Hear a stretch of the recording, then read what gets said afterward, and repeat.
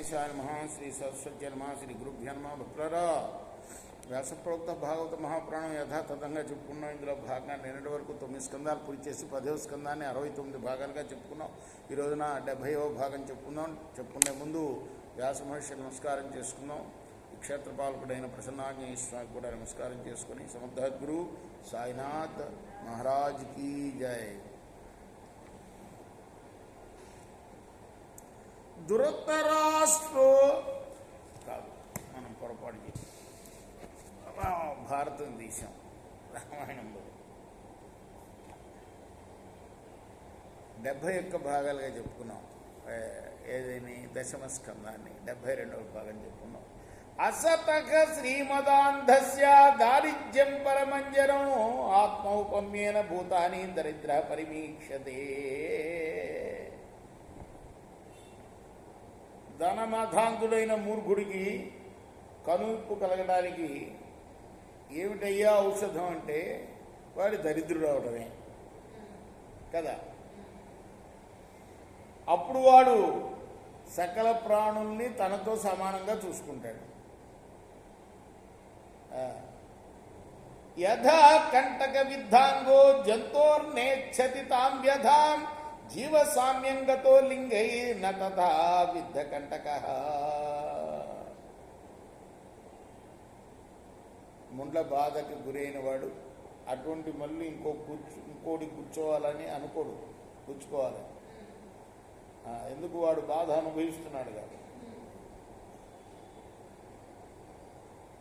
అలానే దరిద్రో నిరహం స్తంభో ముక్త సర్వమధైర్య కృత్యం యదృచ్ఛయో నోతి తద్దితస్య పరంతప.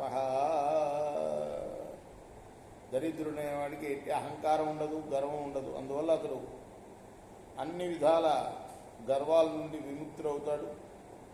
విధివశంతో ప్రాప్తించిన కష్టాలే అతనిలో మార్పును తీసుకుని వస్తాయి కనుక ఆ కష్టాలే అతని పాలిట తపస్సులు అవుతాయి.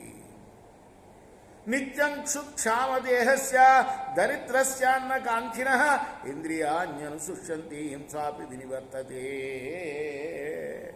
దరిద్రుడు నిత్యం అన్నపానాల కోసం ఆరాటపడుతూ ఉంటాడు. అందువల్ల అతని దేహం శుష్కిస్తుంది. ఇంద్రియాలు పటుత్వాన్ని కోల్పోవడం చేత అతను ఎట్టి సుఖభోగాలను కూడా ఆశింపడు. ఆ కారణంగా అతనిలో ఎట్టి హింసా ప్రవృత్తి కూడా ఉండదు. దరిద్రస్యైవైజ్యంతే సాధవ సమదర్శిన సద్భీక్షునోతి తం తర్షం తత్ ఆరా విశుధ్యతి. సమదర్శులైన సాధు పురుషులతోటి సాంగత్యం దరిద్రుడికి చాలా సులభంగా కుదురుతుంది, ఏర్పడుతుంది. ఎందుకంటే అతనికి భోగ జీవితం ఇంతకుముందే దూరం అయింది కాబట్టి.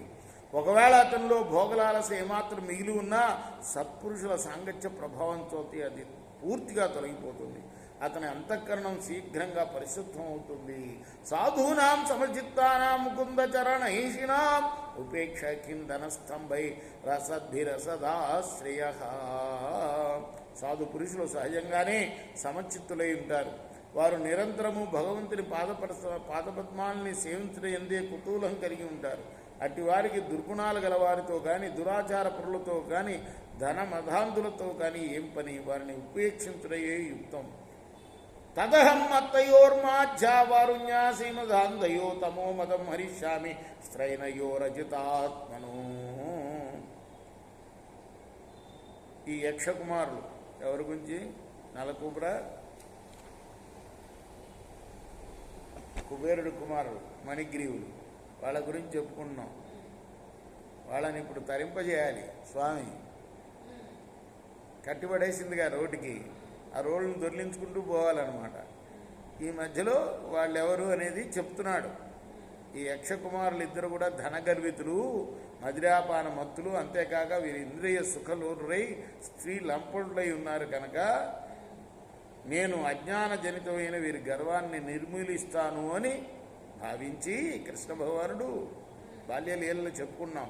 ఏతిమౌ లోకపాలస్య పుత్రో భూత్వా తమప్లుతో నా వివాసనమాత్మానం విజానీత సుధర్మదో అతోర్హత స్థావరతాం శాతాం నైవం యథా పునః స్మృతి స్యాన్ మత్ప్రసాదేన తత్రాపి మమనుగ్రహాత్ వాసుదేవస్య సాన్నిధ్యం లోక్తా దివ్య సరచ్యతే వృత్తే స్వర్లోకతాం భూయో లబ్ధ భక్తి భవిష్యత.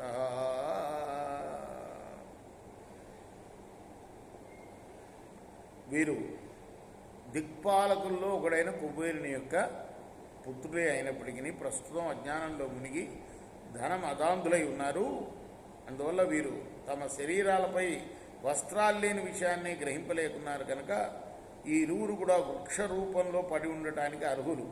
దానివల్ల వీరిలోని ధనగర్వం అణిగిపోతుంది. కానీ నా కృపతో భగవంతునిపై గల ఛాసం మాత్రం వీళ్ళకి మిగిలి ఉంటుంది.